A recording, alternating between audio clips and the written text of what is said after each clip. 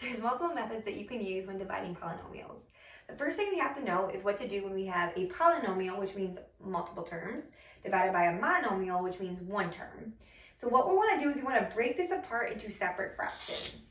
So I'm going to break it apart with each term on the numerator divided by each term on the denominator.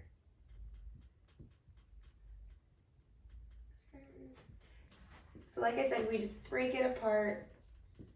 For this one, it'd just be two separate fractions. Both with a common denominator, because these are the same thing. Once we do that, we can reduce the numbers just like normal. So we can reduce 7 over 14, which would just be 1 over 2. And we can reduce 42 divided by 14, which would just be 3. Then we are going to subtract like variables. So we have an x to the fourth on the top and an x to the fifth on the bottom. So we can combine those x's, and when you divide, you subtract the exponents. So I would do 5 minus 4, which would be x to the first. And because it was bigger on the bottom, I would keep this x to the first, or just x by itself, on the bottom. I do the same thing with my y's. I have y to the third on top, and just the y, which is the same thing as y to the first. So if I subtract 3 minus 1, that would be y squared. And because the 3 was bigger on the top, I would keep the y squared on the top. I'm going to do the same thing over here with my x's and y's. So here, if I again subtract 5 minus 1, that would be x to the fourth. And that would stay on the bottom because it was bigger on the bottom. And here, if I subtract 2 minus 1, that would just be 1y, and that would stay on top. And so this would be your final answer. Now, if we're dividing a polynomial divided by a polynomial, there's two different methods we're going to learn. The first is long division. This is going to be the same step as what you did when you were younger with numbers, but we're just adding variables into it. Whenever you do either long or systematic division, though, you have to look and make sure you have every exponent given. So we have x to the third, we have an x to the second, we don't have an x to the first, which means we're going to have to add a 0 as a placeholder.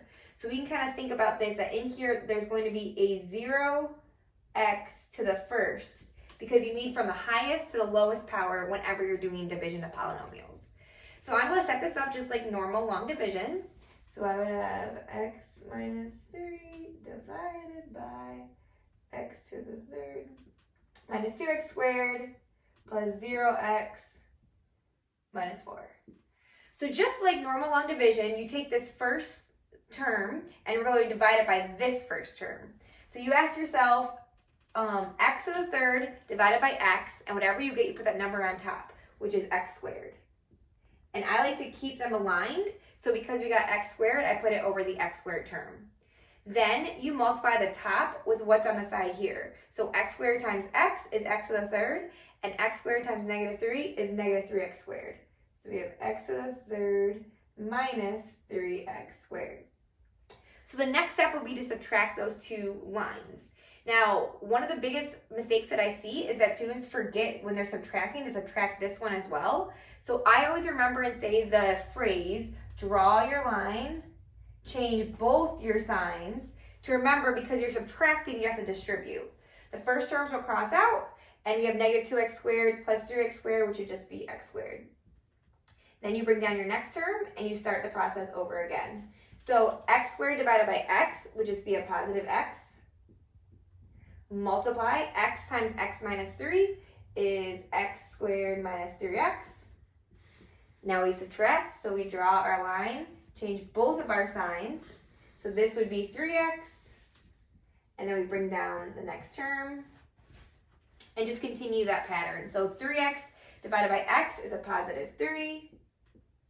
3 times x minus 3 is 3x minus 9. Draw your line, change both your signs. So this would be 5. Now this 5 is a remainder. So based on how it wants you to write it, it might just say, write your answer and write the remainder. Or if you had to all write it as one polynomial, you would write it as a fraction. So this would be 5 over what we divided by, which would be x minus 3. Now we're going to do the same problem using systematic division so you can kind of compare. Now the one thing is, again, long division will always work. Synthetic division, you can only use, there's two ways when you can use this. One, this has to be a binomial, so 2 terms. If there were more than 2 terms here, you would have to use long division. The other thing is this number, this coefficient right here, has to be a 1. If this is not a 1 in this coefficient, you're going to want to use long division as well. So first what we do is we solve this for the root. So if it's x minus 3, and we solve that, set it equal to 0, then x would equal 3. Then we're going to bring down the coefficients, again including the 0. So the coefficients of x to the third is 1, the coefficient of x squared is negative 2, coefficient of x to the first is 0, and our constant is negative 4. All right, so the first step is we bring down this number under the line. And then what we're going to do is you're going to multiply this bottom number by this box, which is 3. And then you're going to add these 2 together, which would get us 1. So this line is always adding, and then this line down here is multiplying. So then we start over. 1 times 3 would be 3. 0 plus 3 is 3. And then start over. 3 times 3 is 9. Negative 4 times 9 is 5. And as you can see, these numbers, 1, 1, 3, and 5, are the same as the coefficients we got with long division, 1, 1, 3, and 5. So now we just have to plug back in the x's. So since we had x to the third and we removed 1x, you're always going to start filling in with 1 less than the highest exponent. So since the highest exponent or the degree was 3, 1 less would be x squared. And then we just keep going down. And then again, this will be the remainder. So depending on how you have to write it, if you wanted to write it all as one polynomial, this would be the remainder.